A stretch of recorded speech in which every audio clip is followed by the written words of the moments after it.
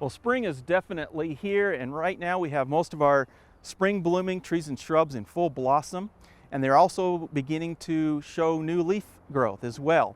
And this is a good time to assess some of the winter damage that we may have seen on our broadleaf evergreens such as boxwoods and some of these other plants. That's already noticeable. We've seen some browning on some of the leaves, some dieback on those.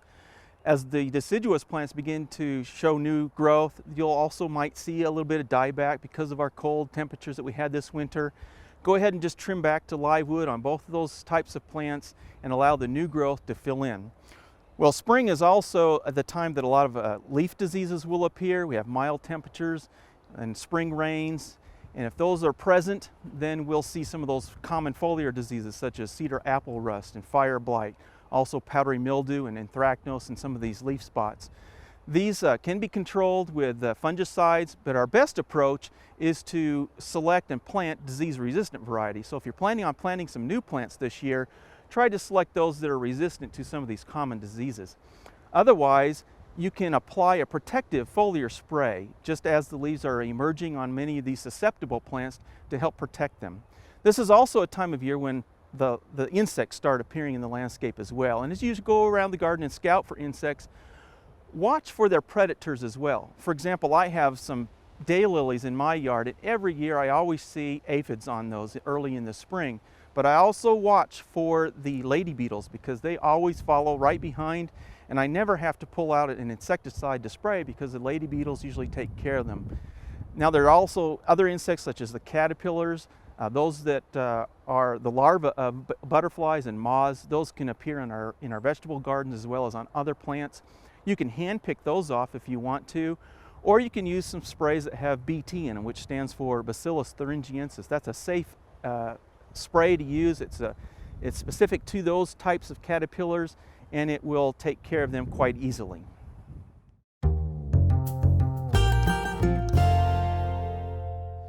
Many of you may have spring flowering bulbs in your landscapes. Well, as the flowers begin to fade back and start to die like this one is here, you want to make sure that you don't cut the foliage back too early. You want to allow the foliage to stay on the plant and to allow it to turn yellow and begin to die back before you cut them back to the ground. By leaving them on this way and staying green, they'll be able to provide lots of energy for next year's flowering and next year's bulbs. So don't cut them back too early. Well, this is also the time of year when we start planting the summer annuals and summer bulbs out into the landscape. And you want to make sure that you wait until after the average last frost date before you put out many of these annuals. Some of them may tolerate a little bit of light frost, but most of them are going to be warm season annuals and won't tolerate the cold temperatures too much. So you want to wait until after that average last frost date. In our area, that's about the middle of April. In some areas, as you go further south, that may be a little earlier. And as we go further north, obviously, it may be a little bit later. So become familiar with your average last frost dates, watch the temperatures. Be ready to cover plants if you've already got them out in the ground, those that are at least somewhat sensitive to the cold temperatures. Now, this is also a good time to inspect your irrigation systems. Also, if you have drip irrigation or soaker hose type of irrigation systems, this is a good time to check those, or maybe put them out in the garden if they're not out there already. Drip irrigation and soaker hose type of irrigation systems are much more efficient than overhead irrigation. They put the water on the ground near the roots where the plants can use it, and we have less waste this way. Irrigation systems that throw water up into the air are not as efficient. Obviously, the wind can blow them to your neighbor's yard, or it evaporates in our summer heat. April is also the month when our warm season grasses start to green up. This is also the time that you could apply your first application of fertilizer. You would apply it at 1 pound of actual nitrogen per 1,000 square feet. You would also begin mowing your warm season grasses. Typically we would mow zoysia and Bermuda grass at 1 to 1.5 inches and buffalo grass at about 3 inches. If you're going to establish a new warm season grass by sod, plugs, or sprigs, you would probably want to wait till the latter part of April to do that. Now, you also might see, as your grass starts to green up, circular dead spots, especially in our common Bermuda grasses. This is usually caused by what we call spring dead spot disease.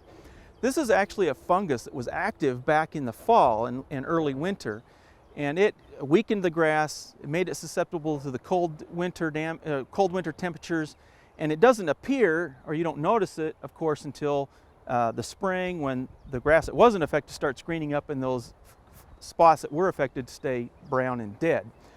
Now, even though it was a fungal disease, our fungicides that are labeled for use to control spring dead spot disease have not really proven to be very effective here in Oklahoma, so we typically don't recommend the use of fungicides, and even then it would have to have probably been applied back in the fall.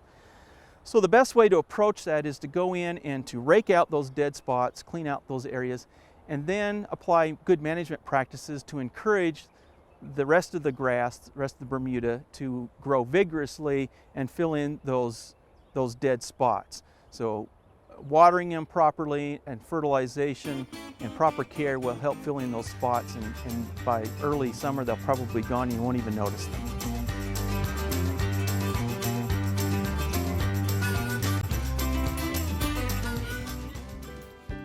We hope you've enjoyed this classic from the Oklahoma Gardening Vault.